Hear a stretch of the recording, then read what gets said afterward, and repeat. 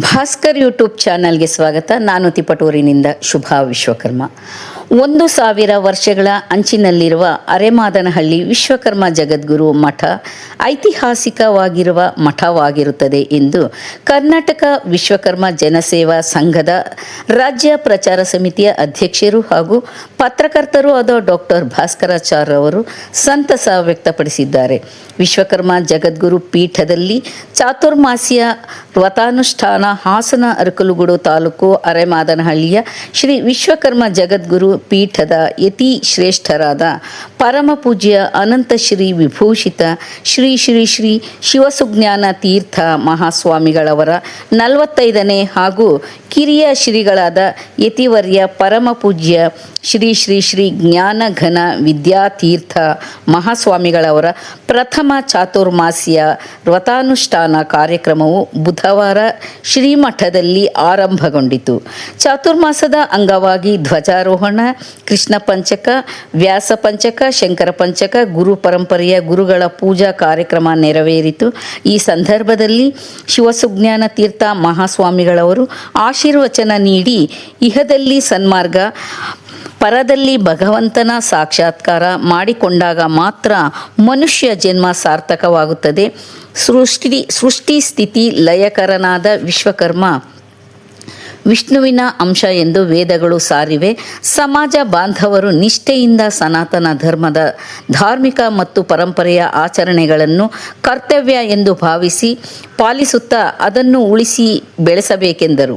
ಕಿರಿಯ ಶ್ರೀಗಳಾದ ಪರಮ ಪೂಜ್ಯ ಜ್ಞಾನಘನ ವಿದ್ಯಾತೀರ್ಥ ಮಹಾಸ್ವಾಮಿಗಳು ಮಾತನಾಡಿ, ಸದ್ಗುರುವಿನ ಕರುಣೆಯಿಂದ ಸಾಂಸಾರಿಕ ಜೀವನದಲ್ಲಿ ಸದ್ಗತಿ ದೊರೆಯುತ್ತದೆ ಎಂದು ಶಾಸ್ತ್ರಗಳು ಹೇಳುತ್ತವೆ. ಆದ್ದರಿಂದ ಚಾತುರ್ಮಾಸ್ಯದಲ್ಲಿ ಗುರು ಪರಂಪರೆಯನ್ನು ವಿಶೇಷವಾಗಿ ಆರಾಧಿಸಬೇಕೆಂದು ಕರೆ ನೀಡಿ ಚಾತುರ್ಮಾಸ್ಯದ ಹಿನ್ನೆಲೆ ಮತ್ತು ಮಹತ್ವವನ್ನು ವಿವರಿಸಿದರು.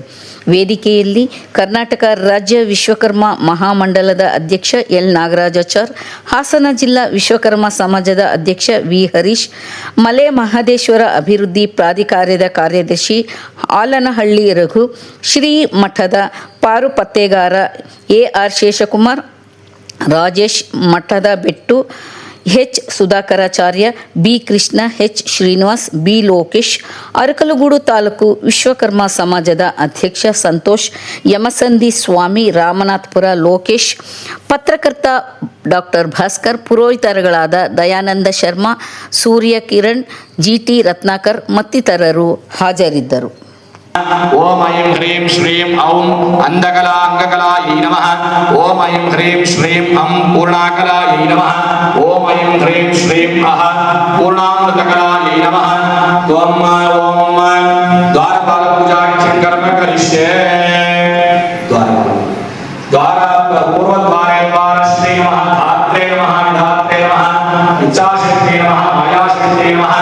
ಗಂಗಾಯೈ ನಮಃ. ಯಮುನಾಯೈ ನಮಃ. ಶಂಖಧರೇ ನಮಃ. ಪದ್ಮಧರೇ ನಮಃ. ವಾಸ್ತುಪುರುಷಾಯ ನಮಃ. ದ್ವಾರೋಪರಿಶ್ರೀಯೈ ನಮಃ. ದಕ್ಷಿಣದ್ವಾರೇ ದ್ವಾರಶ್ರೀಯೈ ನಮಃ. ಚಂಡಾಯ ನಮಃ. ಪ್ರಚಂಡಾಯ ನಮಃ. ಇಚ್ಛಾಶಕ್ತಿ ನಮಃ. ಮಾಯಾಶಕ್ತಿ ನಮಃ. ಗಂಗಾಯೈ ನಮಃ. ಯಮುನಾಯೈ ನಮಃ. ಶಂಖಧರೇ ನಮಃ. ಪದ್ಮಧರೇ ನಮಃ. ಮಧ್ಯೆ ವಾಸ್ತುಪುರುಷಾಯ ನಮಃ. ದ್ವಾರೋಪರಿಶ್ರೀಯೈ ನಮಃ. ಪಶ್ಚಿಮದ್ವಾರೇ ದ್ವಾರಶ್ರೀಯೈ ನಮಃ. ಜಯಾಯ ನಮಃ. ವಿಜಯಾಯ ನಮಃ. ಇಚ್ಛಾಶಕ್ತಿ ನಮಃ. ಮಾಯಾಶಕ್ತಿ ನಮಃ. ಗಂಗಾಯೈ ನಮಃ. ಯಮುನಾಯೈ ನಮಃ. ಶಂಖಧರೇ ನಮಃ. ಪದ್ಮಧರೇ ನಮಃ. ಮಧ್ಯೆ ವಾಸ್ತುಪುರುಷಾಯ ನಮಃ. ದ್ವಾರೋಪರಿಶ್ರೀಯೈ ನಮಃ. ಉತ್ತರದ್ವಾರೇ ದ್ವಾರಶ್ರೀ ನಮಃ. ಇಚ್ಛಾಶಕ್ತಿ ನಮಃ. ಮಾಯಾಶಕ್ತಿ ನಮಃ. ಗಂಗಾಯೈ ನಮಃ. ಯಮುನಾಯೈ ನಮಃ. ಶಂಖನಿಧಯೇ ನಮಃ. ಪದ್ಮನಿಧಯೇ ನಮಃ. ಮಧ್ಯೆ ವಾಸ್ತುಪುರುಷಾಯ ನಮಃ. ದ್ವಾರೋಪರಿಶ್ರೀಯೈ ನಮಃ. ದ್ವಾರಪಾಲ ಪೂಜಾ ಸಮರ್ಪಯಾಮಿ. ಅಥ ಪೀಠ ಪೂಜಾ ಕರಿಷ್ಯೆ. ಮಹಾಮಂಡೂಕಾಯ ನಮಃ. ಕೂರ್ಮಾಯ ನಮಃ. ಅನಂತಾಯ ನಮಃ. ಅಷ್ಟನಿಧಯೇ ನಮಃ. ಪೃಥಿವ್ಯೈ ನಮಃ. ಕ್ಷೀರಾರ್ಣವಾಯ ನಮಃ. ಮಧ್ಯೆ ಶ್ವೇತದ್ವೀಪಾಯ ನಮಃ. ತನ್ಮಧ್ಯೆ ಸುವರ್ಣ ಮಂಟಪಾಯ ನಮಃ. ತನ್ಮಧ್ಯೆ ಕಲ್ಪವೃಕ್ಷಾಯ ನಮಃ. ಕಲ್ಪವೃಕ್ಷಸ್ಯ ಅಧಃ ಸುವರ್ಣರತ್ನ ಮಣಿಮಂಟಪಾವೇದಿಕಾಯ ನಮಃ. ಇಕ್ಷುಸಾಗರಾಯ ನಮಃ. ತದುಪರಿ ಓಂ ರತ್ನಸಿಂಹಾಸನಾಯ ನಮಃ. ಪ್ರಾಗಾಧರ್ಮೇಭ್ಯೋ ಧರ್ಮಾಯ ನಮಃ. ಅಧರ್ಮಾಯ ನಮಃ. ವೈರಾಗ್ಯಾಯ ನಮಃ. ಅವೈರಾಗ್ಯಾಯ ನಮಃ. ಗಂಗಣಪತಯೇ ನಮಃ. ದುರ್ಗಾಯ ನಮಃ. ಕ್ಷೇತ್ರಮಾಲಾಯ ನಮಃ. ಸಂಸರಸ್ವತ್ಯೈ ನಮಃ. ಮಧ್ಯೆ ಅಷ್ಟದಳಪದ್ಮಾಯ ನಮಃ. ಅಂಕುರಾಯ ನಮಃ. ಜ್ಞಾನಪ್ರವಶ್ರಯೇ ಶ್ರೀ ಗುರುಭ್ಯೋ ಸದ್ಭ್ರಮಶೇ. ಈಗಾಗಲೇ ನಮ್ಮ ಕಿರಿಯ ಶ್ರೀಗಳವರು ಚಾತುರ್ಮಾಸ್ಯದ ಬಗ್ಗೆ ಮತ್ತು ನಮ್ಮ ಸನಾತನ ಪರಂಪರೆಯ ಬಗ್ಗೆ ಎಲ್ಲ ವಿಚಾರಗಳನ್ನ ನಿಮಗೆ ಮನವರಿಕೆ ಮಾಡಿಸಿದ್ದಾರೆ. ಬಂಧುಗಳೇ, ಚಾತುರ್ಮಾಸ್ಯ ಈಗಾಗಲೇ ನಮ್ಮದು 44ನೇ ಚಾತುರ್ಮಾಸ್ಯ. ನಮ್ಮ ಕಿರಿಯ ಶ್ರೀಗಳು ಪ್ರಥಮ ಚಾತುರ್ಮಾಸ್ಯ. ನಾವೆಲ್ಲರೂ ಕೂಡ ಇಹದಲ್ಲಿ ಸನ್ಮಾರ್ಗದ ಜೀವನವನ್ನು ನಡೆಸಿಕೊಂಡು ಪರದಲ್ಲಿ ಭಗವಂತನ ಸಾಕ್ಷಾತ್ಕಾರವನ್ನು ಮಾಡಿಕೊಂಡಾಗ ಮಾತ್ರ ಮನುಷ್ಯ ಜನ್ಮ ಸಾರ್ಥಕ್ಯ ಆಗ್ತದೆ. ಅದಕ್ಕಾಗಿ ಇಷ್ಟೆಲ್ಲ ನಮ್ಮ ಹಿರಿಯರು ಸಾಕಷ್ಟು ಶಾಸ್ತ್ರಗಳನ್ನು, ಸನ್ಮಾರ್ಗಗಳನ್ನು, ಕರ್ತವ್ಯಗಳನ್ನು ನಮಗೆ ಹೇಳಿ ಹೋಗಿದ್ದಾರೆ. ಅದನ್ನು ತಿಳ್ಕೊಂಡು ಆಚರಣೆಗೆ ಇಟ್ಕೊಂಡಾಗ ಮಾತ್ರ ನಮಗೆಲ್ಲವೂ ಕೂಡ ಶ್ರೇಯಸ್ಕರವಾಗಿ ನಮ್ಮ ಜೀವನ ಸಾರ್ಥಕ್ಯ ಆಗ್ತದೆ. ಆ ನಿಟ್ಟಿನಲ್ಲಿ ಇವತ್ತು ನಾವು ಹೇಗೆ ನಮ್ಮ ಪರಂಪರೆಯನ್ನು ಉಳಿಸ್ಕೊಂಡು ಬರ್ತಾ ಇದ್ದೇವೆ ಅಂತಕ್ಕಂಥದ್ದನ್ನು ಚಿಂತನೆಯನ್ನು ಮಾಡಬೇಕು. ಈಗಾಗಲೇ ಅವರು ಹೇಳಿದರು, ಇವತ್ತು ವ್ಯಾಸ ಪೂಜೆಯನ್ನು ಪ್ರಧಾನವಾಗಿ ಇಟ್ಟುಕೊಂಡು ವ್ರತವನ್ನು ಪ್ರಾರಂಭ ಮಾಡಿದ್ದೇವೆ, ಚಾತುರ್ಮಾಸ್ಯವನ್ನು.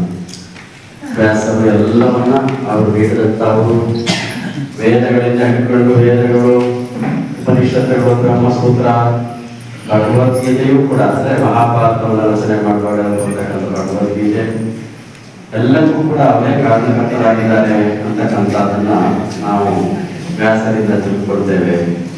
ಹಾಗಾಗಿ ಅವರನ್ನ ವಿಷ್ಣು ಅಂಶಾವತಾರಿಗಳು ಅಂತ ಹೇಳಲ್ಪಡ್ತದೆ.